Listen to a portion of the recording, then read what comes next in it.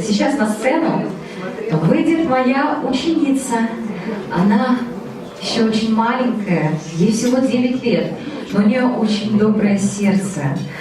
Она очень хочет петь, и у нее это прекрасно получается.